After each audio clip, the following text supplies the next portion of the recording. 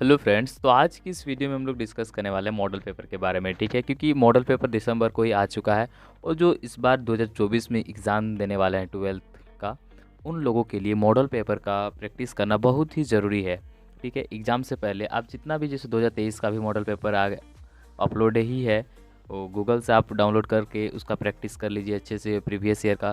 क्योंकि देखिए, previous year बहुत ही मायने रखता है, बहुत ही टेली करता है। ठीक है, तो मैं तो आप लोगों को यही सजेस्ट करूंगा कि जितना भी प्रीवियस ईयर का क्वेश्चन हो, 4 साल का या मॉडल पेपर्स हो, आप उसका तैयारी करें अच्छे से। जो टाइम है एग्ज़ाम का 3 घंटे का, 3 घंटे का, उस वैसे शेड्यूल लेके, वैसे टाइम लेके आप किसी ऐसी जगह बैठ जाइए जहाँ पे आपको डिस्टर्ब ना हो, और आप उस 3 घंटे बैठ के एग्ज़ाम दीजिए एकदम ईमानदारी से, बिना चोरी किए। ठीक है, ना मोबाइल देखना है, ना किसी बुक से आंसर देखना, जो भी आता हो अपना प्रैक्टिस कीजिए। ठीक है, इससे क्या होगा कि आप प्रैक्टिस कीजिएगा, यहाँ आप लिखिएगा घर में, तो एग्ज़ाम हॉल में जाने के बाद आप आराम से लिख पाइएगा, वहाँ आपको डर नहीं लगेगा और आप अच्छे से लिख पाइएगा। 3 घंटा बैठ के आप जैसे घर में लिखिएगा तो उसमें प्रैक्टिस हो जाएगा। ठीक है, तो चलिए अब स्टार्ट करते हैं। तो देखिए, ये रहा, ये जो मॉडल क्वेश्चन पेपर है ये 2023-24 का है। आप इसे मेरे टेलीग्राम चैनल पे मैं अपलोड कर दिया हूँ, आप वहाँ से जाके इसको डाउनलोड कर सकते हैं या फिर गूगल से भी डाउनलोड कर सकते हैं। तो देखिए, इसमें दिया हुआ है, ये अकाउंट्स का है। ठीक है, ये टोटल नंबर 80 नंबर्स का है। 20 नंबर क्या है, वो आपको इंटर मतलब कॉलेज से मिलेगा या हाई स्कूल जो भी हो वहाँ से आपको मिलेगा। देखिए, इसमें कुछ हिंट दिया हुआ है। ठीक है, इसमें दिया हुआ है कि 1 से 30 तक, जो 1 से 30 मतलब टोटल 30 क्वेश्चन MCQ रहेगा और बाकी क्वेश्चन थ्योरेटिकल रहेगा, या प्रैक्टिकल भी बोल सकते हैं आप। तो चलिए स्टार्ट करते हैं। तो आज की इस वीडियो में इस मॉडल पेपर का मैं MCQ सिर्फ करवाऊंगा। अगर किन्हीं को पूरा थ्योरेटिकल या प्रैक्टिकल क्वेश्चन का सॉल्यूशन चाहिए तो कमेंट करें, मैं वो भी वीडियो अपलोड कर दूंगा। तो चलिए स्टार्ट करते हैं। तो सबसे पहला क्वेश्चन है, साझेदार का फर्म से संबंध होता है, तो इसका आंसर हो जाएगा C number, as an agent. अगला क्वेश्चन, पूंजी पर ब्याज को सम्मिलित सामान्यतः मानना चाहिए। ठीक है, interest on capital should generally be regarded as, तो इसका आंसर हो जाएगा A नंबर। ठीक है, लाभ का विनियोजन। अगला क्वेश्चन देखते हैं, क्वेश्चन नंबर 3। क्वेश्चन नंबर 3 में दिया हुआ है 4 साल का प्रॉफिट दिया हुआ है। ठीक है, और इसमें परचेज ईयर दिया हुआ है 2 year purchase of average profit दिया हुआ है। तो टोटल ऐड करेंगे तो 8,000, 12,000, 10,000 और 10,000, तो ये आपका हो जाएगा टोटल 40,000। और उसको एवरेज एवरेज प्रॉफिट निकालने के लिए 4 से डिवाइड कर दीजिए, तो ये आपका कितना आ जाएगा, 10,000 आ जाएगा। और परचेज ईयर कितना बोला है, 2 बोला है ना, 2 ईयर परचेज बोला है, तो 10,000 को 2 से मल्टीप्लाई कर दीजिए तो 20,000 आंसर हो जाएगा। तो ये इसका आंसर हो जाएगा C नंबर। अगला क्वेश्चन बहुत ही ईजी है। एक्स और वाई का ओल्ड रेशियो दिया है 2:3, और न्यू रेशियो क्या बोला है, इक्वल बोला है 1:1, और सेक्रीफाइस रेशियो निकालने बोला है। तो सेक्रीफाइस रेशियो का क्या होता है formula, old ratio minus new ratio. इस अगला क्वेश्चन, क्वेश्चन नंबर 5, साझेदारी फर्म के पुनर्गठन पर अलिखित संपत्ति का लेखा करने पर होगा। इसका आंसर हो जाएगा A नंबर, साझेदार वर्तमान साझेदारों को लाभ। ठीक है, देखिए अगला क्वेश्चन 6 नंबर, बहुत ही इजी क्वेश्चन आया हुआ है, सेक्रीफाइसिंग रेशियो इज, तभी बताया ना सेक्रीफाइसिंग रेशियो का फॉर्मूला क्या होता है, और आपने पढ़ा भी होगा, old ratio minus new ratio, यानी B नंबर। अगला question, question number 7। Question number 7 में बोला है, एक नया साझेदार फर्म में सम्मिलित किया जा सकता है, कब किया जा सकता है, A नंबर। ठीक है, पुराने साझेदारों की सहमति से, पुराने साझेदार सहमति होंगे तभी नए साझेदार फर्म में शामिल हो सकता है।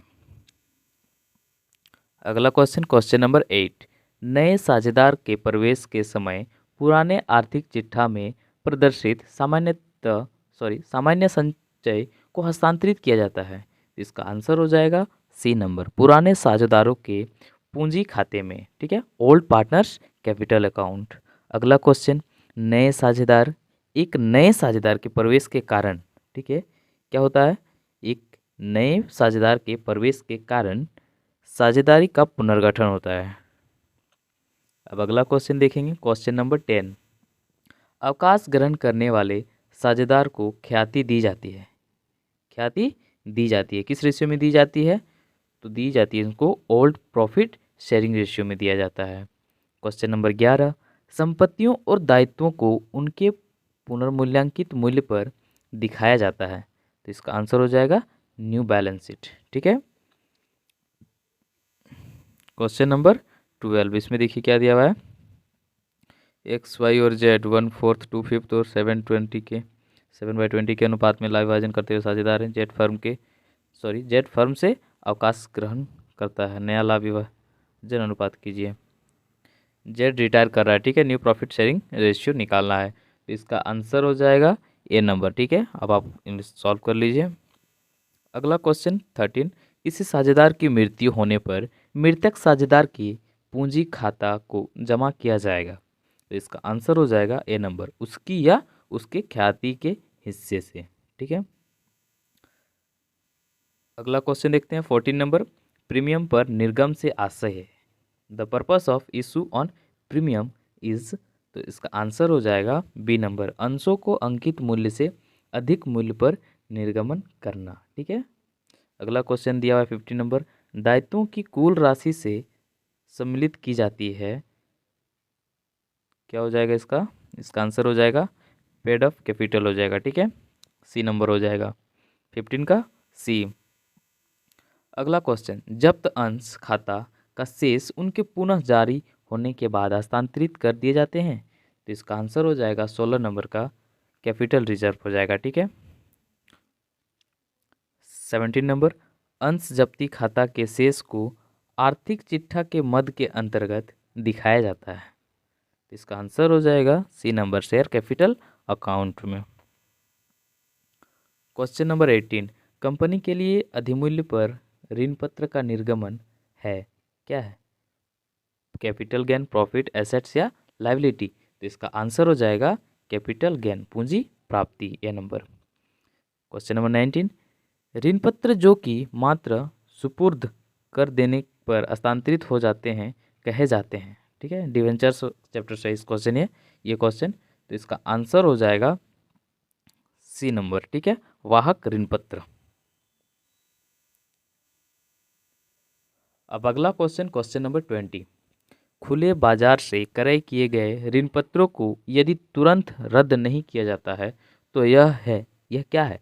चालू संपत्ति, चालू दायित्व, विनियोग या स्थिर संपत्ति। तो इसका आंसर हो जाएगा सी नंबर, ये क्या है? इन्वेस्टमेंट है। ठीक है, विनियोग।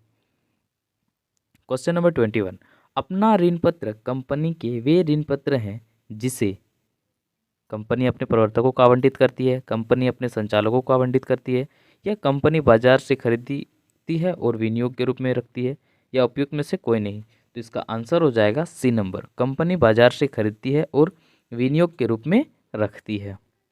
चलिए अगला क्वेश्चन देखते हैं, क्वेश्चन नंबर 22। ठीक है, patent right is the example of patent. क्या है?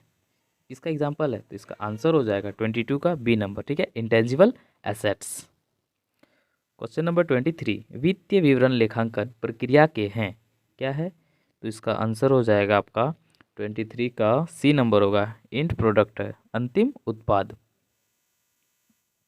अगला क्वेश्चन, वित्तीय विवरण में समाहित होती है। वित्तीय विवरण में समाहित होती है, इसको इंग्लिश में बोलते हैं फाइनेंशियल स्टेटमेंट्स कंटेंट।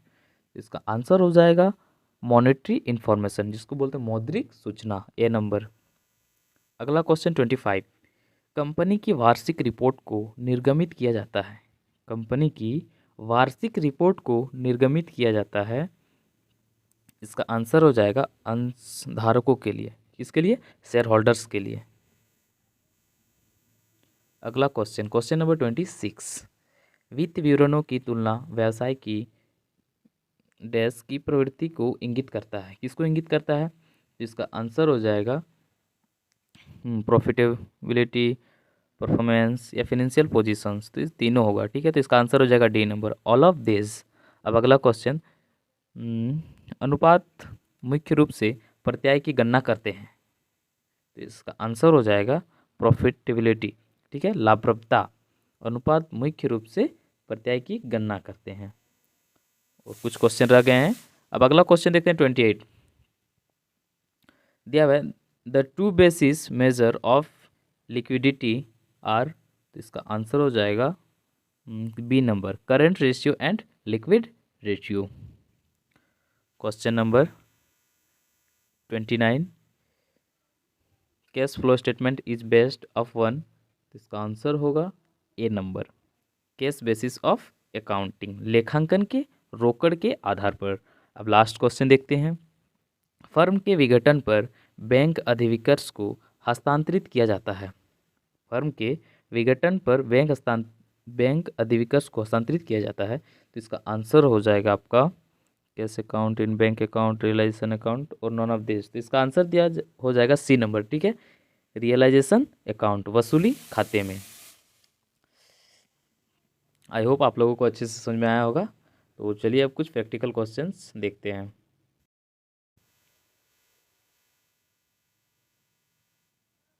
तो देखिए, जो कुछ क्वेश्चन दिए हैं very short answer type question, जो 6 क्वेश्चन दिया हुआ है, 2-2 नंबर का लिखना, 2-2 नंबर मिलेगा इसमें, ठीक है।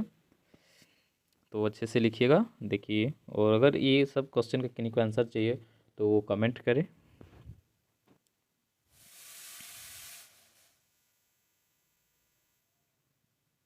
देखिए 3 नंबर वाले क्वेश्चन है,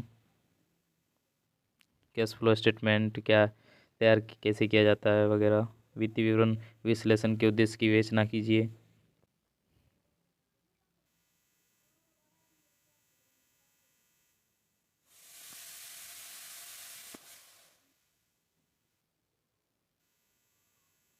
देखिए यहाँ से स्टार्ट होता है लॉन्ग आंसर टाइप क्वेश्चन, ठीक है। इसी पैटर्न में आपका फाइनल एग्जाम में सेम इसी पैटर्न में आने वाला है, क्योंकि मॉडल पेपर जो है वो एग्ज़ाम पैटर्न पे ही निकलता ही है।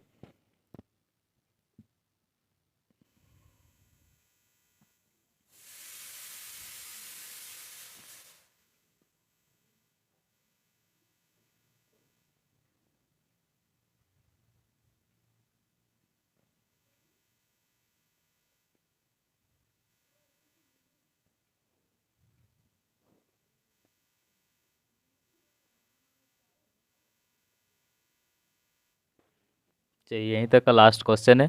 अगर किन्हीं को डाउनलोड करने में प्रॉब्लम हो रहा है तो मेरे टेलीग्राम चैनल में जुड़ सकते हैं और कमेंट करें, मैं वहाँ आप लोगों को दे दूँगा, ठीक है।